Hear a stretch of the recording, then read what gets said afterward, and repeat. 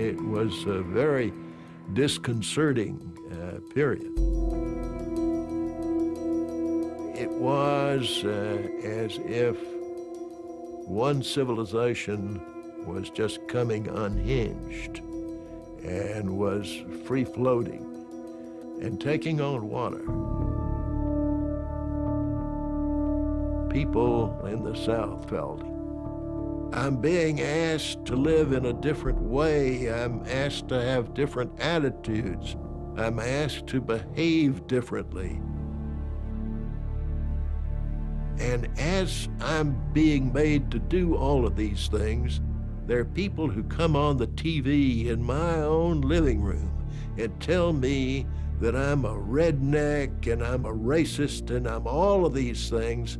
And by God, I'd like to, I just like to punch some of them damn agitators right in the face. I gotta hate somebody. I got to hate somebody.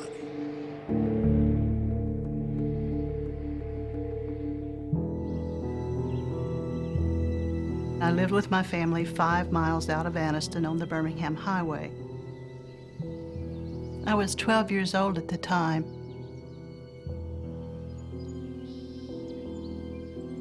My dad had a grocery store beside the house, and the name of it was Forsyth and Son Grocery. One day he said there were some black agitators, nigger agitators, coming down from the north. He said he and some of his friends had a little surprise party planned for them, and he kind of laughed.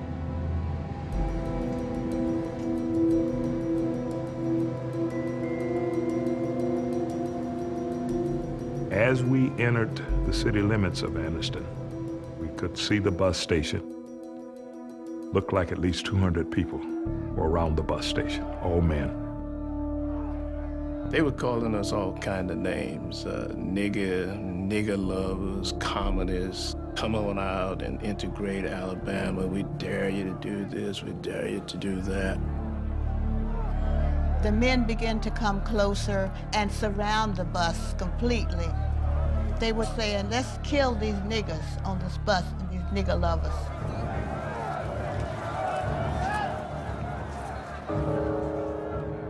The Anniston Klan had it all worked out. They had one of their members lie down in front of the bus. They were puncturing tires, they were breaking windows. They wanted to make sure that bus couldn't leave before they could surround it and do whatever they wanted to do. The bus may have been there for 10 or 15 minutes. To us, it seemed like an hour. Another bus driver was able to ease the bus through the crowd.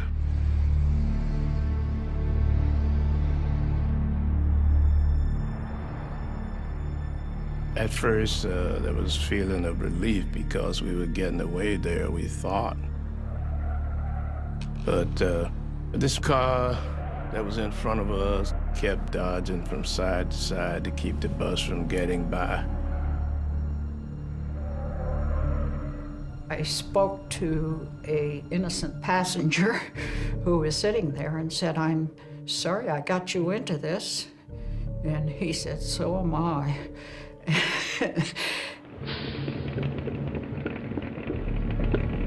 Eventually, we heard that sickening sound of tires going flat. There was a commotion outside, so I walked to the front of the store to see if I could tell what was going on. The bus driver came out, and he went out to look at the tires, and when he realized how flat and hopeless they were, he just walked away from the bus and just left all the passengers to fend for themselves. He just walked away. We were now in the hands of this mob. It didn't look good for us.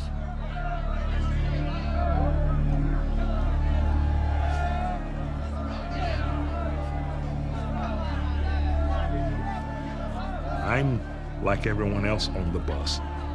I'm pretty afraid, okay? That's putting it mildly. I watched as a man raised his arm above the crowd with a crowbar, and he broke out one of the back windows of the bus. You could hear him say, throw it in, and asking, where is the gas, where is the gas? The hand went down, and when it came back up, it had some object in it that he threw into that hole. And there was immediate flash fire on the bus. Pretty soon, the whole back of the bus was black. You couldn't even see in front of your face. So I ran up to the front of the bus, and I tried to open the door. Only thing I could hear is, let's burn them niggers. Let's burn them niggers alive. At that moment, the fuel tank exploded. I heard somebody say, it's gonna go, it's gonna go. And they ran, and that was the only way we could get that door open. The door burst open and people just spilled out into the yard.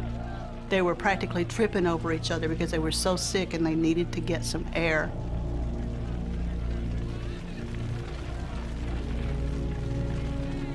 I can't tell you if I walked off the bus or if I crawled off or someone pulled me off.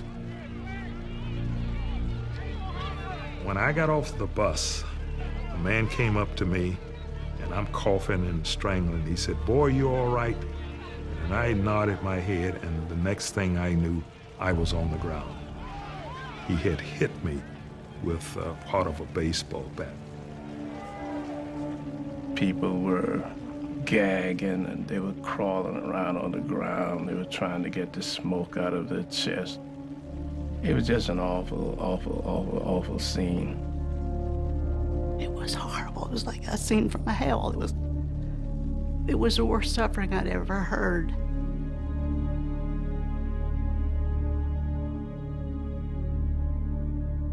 Yeah, I heard, water. Please give me water. Oh God, I need water.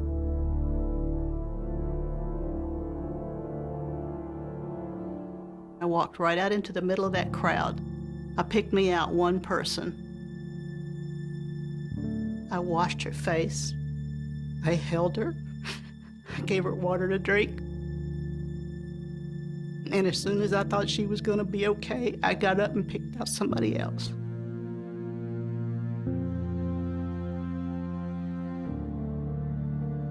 As I'm getting up off the ground, 4 or 5 guys coming at me again.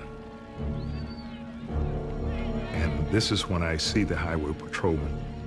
He pulls his gun and he fired in the air. He says, okay, you've had your fun. Let's move back.